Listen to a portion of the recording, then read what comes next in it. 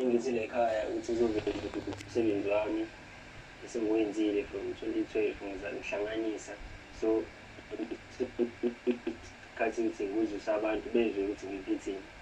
Hayi ngiyakuzwa mina mfokamzolo engifisa ukwazi baba la umuphi umculo obest kuwona mfethu wenza umphusho kwalomculo. Umculo engiwenzayo ngenza umculo egqomu nomculo engidume ngawo-ke. Umculo wegqomu odume ngawo mfethu. Ngifisa ukwazi-ke kunomculo wakho wegqomu odume ngawo iliphi igama akubiza ngalo? Igama abangibiza ngalo uJunior T. Sukudlala lapho uDafubenze Junior T.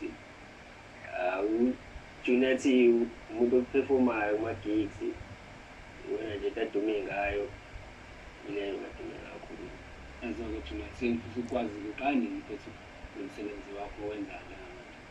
Umsebenzi wami ngawuqala ngo-2012 hlanganisa ngifusha nje namajita ngahamba ngaze ngayimela nami ngoba namhlanje sengiyila nje iy'meli nje.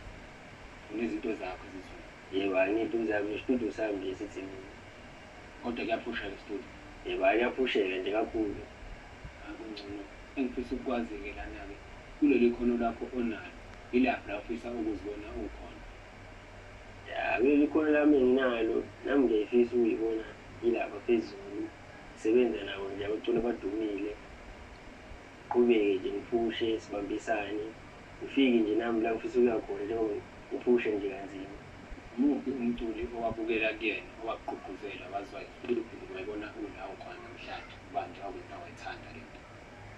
Umculi engibukela kuyena ngingasho ukuthi u-DJ Tira yena umuntu-ke engibukela kakhulu ngoba izinto engizenzayo nami ey'ningi abafiki baze basho ukuthi uzobe utela wakusasa noma ama-artist amaningi uyawasiza awunawo umona.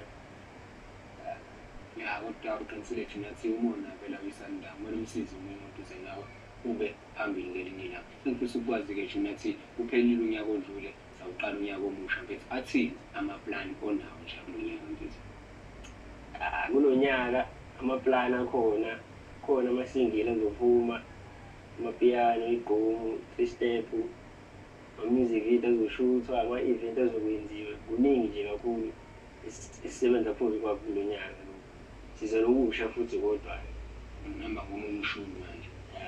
Hayi ngiyakuzwa Junior T engifisa ukwazi la nakho ngibalela ukuthi ushaya ne-3-step amapiyano igqomu kanti akukho kwigqomu kuphela?